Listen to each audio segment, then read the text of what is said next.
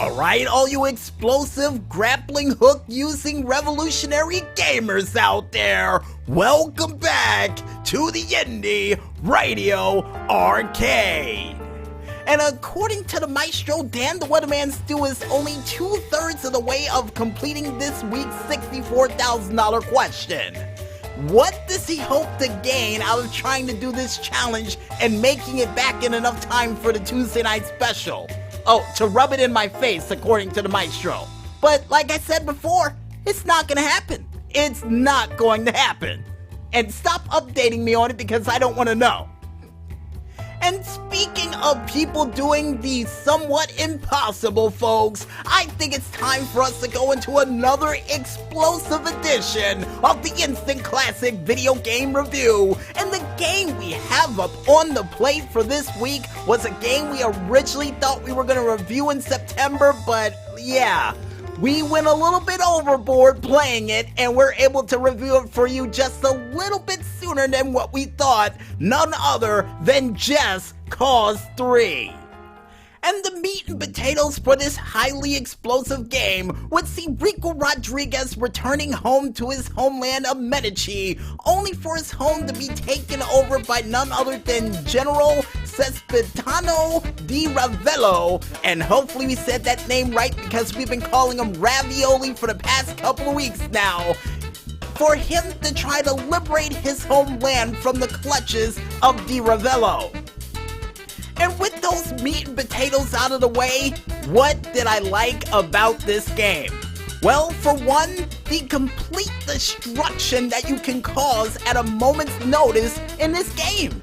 And what do I mean by that, folks? Well, the fact that you can just whistle your way into an enemy base using a grappling hook, a rocket launcher, and anything at your disposal to just blow things up. And I mean blow things up in the most incredible ways I think I've ever seen in a long time. And somewhere around the range of Mercenaries if I were to compare it. And yeah, another thing that I liked about this game is the different amount of vehicles that they included in this game. From not only things such as a 747 jet, to a bike, to even a makeshift farm truck that you can use and eventually upgrade to have higher speeds than you could possibly imagine. Another thing that I loved about this game, and I'm not gonna gloss over it, folks, is all of the weapons you get a chance to use during this said game, including not only a motor launcher, a rocket launcher, I do believe a scud missile or a scramble missile that you can use, and for those who was able to get the DLC, a lightning gun, and even a scorpion gun that you could use to take out your enemies, which was a weapon that was designed by the fans that they put in the game. And it's basically a sniper rifle that you can use from a faraway distance that can easily destroy things with at least 1 to 2 shots or less. And oh, before we forget, the other thing that we loved about this game from the DLC and outside of the DLC was the fact of the wingsuit, basically making all of the cars in the game absolutely useless, where you could just fly around for hours on end through the skies and just use the grappling hook to lurch yourself forward to just keep on flying, or if you were able to get the DLC for this game, a chance to have a rocket pack strapped to the back of it and just fly through the skies with the greatest of ease, to quote Booker T during his commentary days. And another thing that we loved about this game is the fact that they upgraded the grappling hook that you could use to actually tether to another car and actually smash other cars into other cars, or turn something into a trash compactor, or even try to sneak through a base without being detected by using it to actually pull down big objects that you thought you couldn't pull down before. And oh, before we forget, another thing that we liked about this game besides the soundtrack for it that Torrin Flynn did a cover of Firestarter for, had to have been the mini games featured in the said game. And if we had to pick one that was our ultimate favorite, it would have to be the collection of those miniature rocks that they used for its source in that said game. That was probably one of our favorite games we had to play, and really wish they had a multiplayer for it. But unfortunately they don't.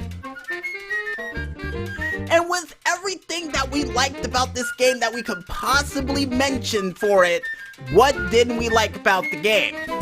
Well, unfortunately, the fact that the cars in this game, and it's been a constant problem since Just Cause 1, the handling on the cars are just not good. Not good at all. Especially for cars like sports cars or even regular cars that you could drive across the street. Unfortunately, the handling for it is bad. And especially for missions that require you to actually use the handling of the car, when you're going at high speeds, it's very hard to control. And not even going at high speeds, it's still hard to control those said cars. So yeah, that's one of the problems I had with this game. Another thing that I wasn't a big fan of this game was the fact that the chaos points that you have for it were completely useless. Now, for those who remember Just Cause 2, the chaos points that you got a chance to use during it, you could actually use those chaos points for the black market that they have for this game, but for this version of the game, you need an actual flare beacon to actually throw out to get all the items that you want. So, I wish there was more use for the chaos points. I mean, granted, you could get a trophy for it, but that's just about it. The chaos point serves no other purpose outside of that. And another thing that I really wasn't a fan of for this game had to have been the final legs of the story of this game. And I'm not going to reveal what happens near the end of the game, but let's just say I expected a bigger fight than that. I'll just say that much. And with everything that I liked and didn't like about this game, what could they do to improve upon it?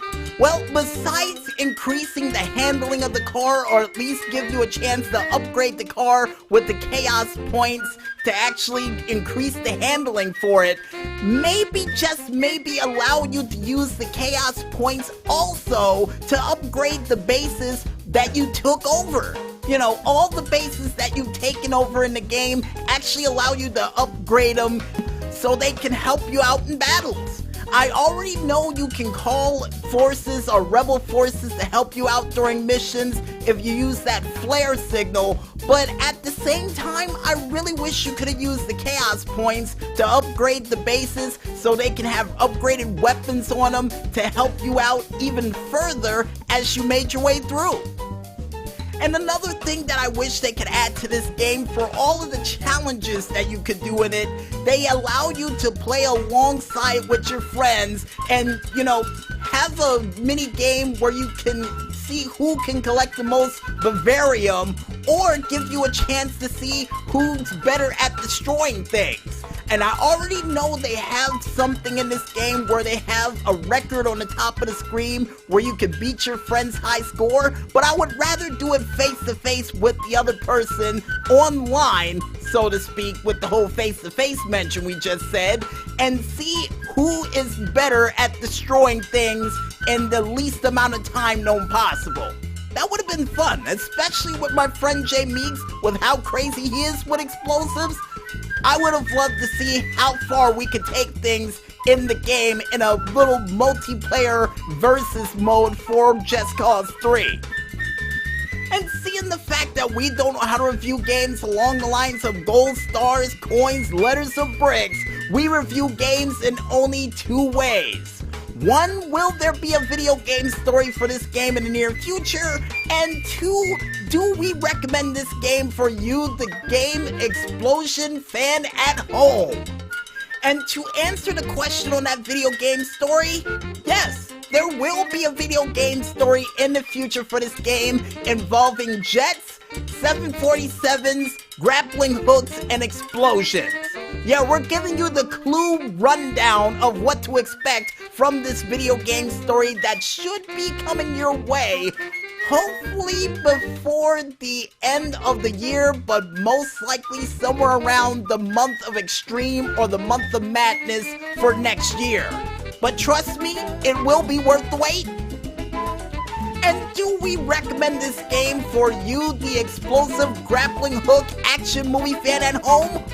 Well, if you want to play a game that involves you trying to liberate your homeland from a guy who looks like a mixture between Steven Seagal and Super Mario, all while trying to look cool like Rico Suave and keep your Antonio Banderas Rico Montoya revenge in mind by trying to use land, air, and sea tactics to create your own action flick at a moment's notice that may or may not be featured during a wild world of stunts during any of the shows we do at a moment's notice. And all doing it with your family and friends by your side to help you every step of the way with grappling hooks aplenty, then I recommend you go out there and cop that disc. And we almost forgot to mention there'll be explosives in there too. More than your average Michael Bay flick, just as a heads up.